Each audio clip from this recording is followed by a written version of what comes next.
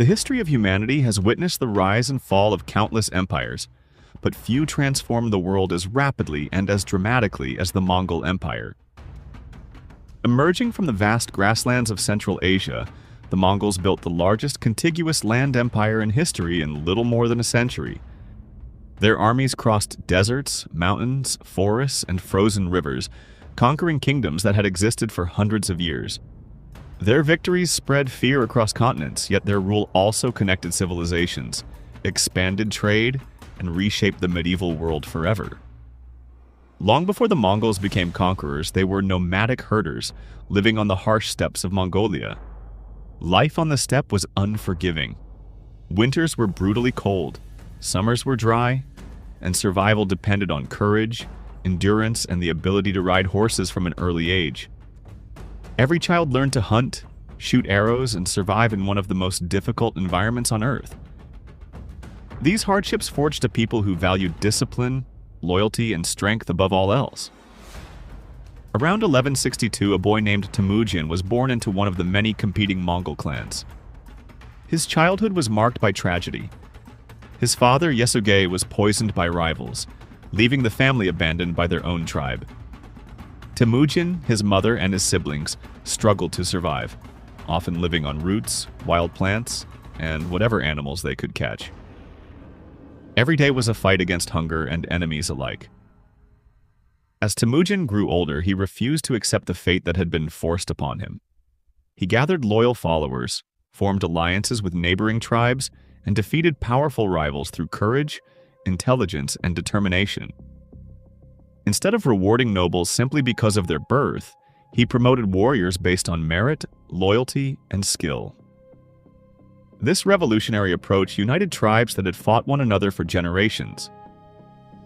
In 1206, after years of warfare and political struggle, the leaders of the Mongol tribes gathered in a great assembly known as a Kurultai.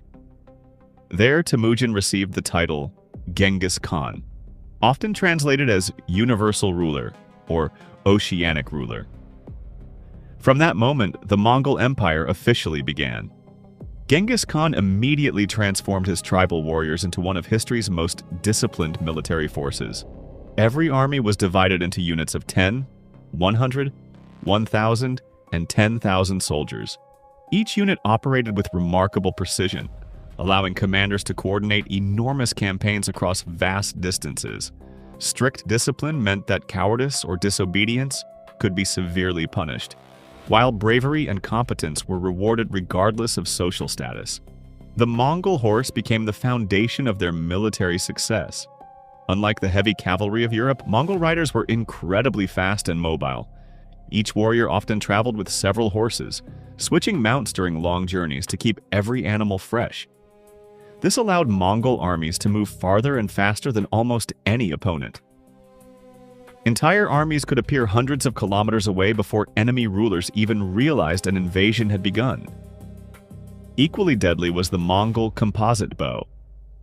Made from wood, horn, and sinew, it was small enough to use while riding at full speed, but powerful enough to pierce armor at remarkable distances. Years of hunting on the steppe had turned nearly every Mongol warrior into an expert archer. They could fire accurately in every direction, even while galloping across open fields. Before attacking any kingdom, Mongol scouts spent months gathering information.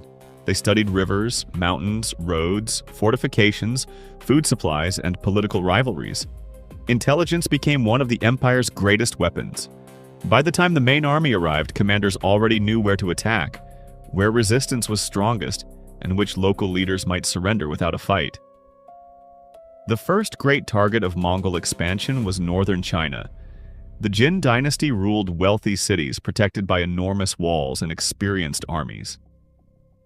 At first, many believed that nomadic horsemen could never capture such powerful fortifications. Genghis Khan proved them wrong. Rather than relying only on cavalry, he recruited Chinese engineers who built siege towers, catapults, battering rams, and powerful trebuchets capable of breaking city defenses. The Mongols quickly adapted to a style of warfare that had once seemed completely foreign to them. One city after another fell under Mongol control. Some surrendered peacefully and were spared destruction, Others resisted, leading to brutal sieges that became legendary throughout Asia. The psychological impact of these victories was immense. Stories of entire cities being destroyed spread faster than the armies themselves. Fear often became a weapon more powerful than swords or arrows. As Mongol influence expanded, neighboring kingdoms realized they were facing an enemy unlike any they had encountered before. This was not simply another invading army. It was a military machine built on speed, discipline, intelligence, and adaptability. Every victory strengthened the empire, attracting new warriors, engineers, craftsmen, and administrators from conquered lands. Within only a few years, the Mongol Empire had become the dominant power across the Central Asian steppe. Yet Genghis Khan's ambitions extended far beyond the grasslands of Mongolia. His eyes now turned west toward the wealthy cities of Central Asia, kingdoms whose rulers believed their massive walls and prosperous armies could withstand any invasion.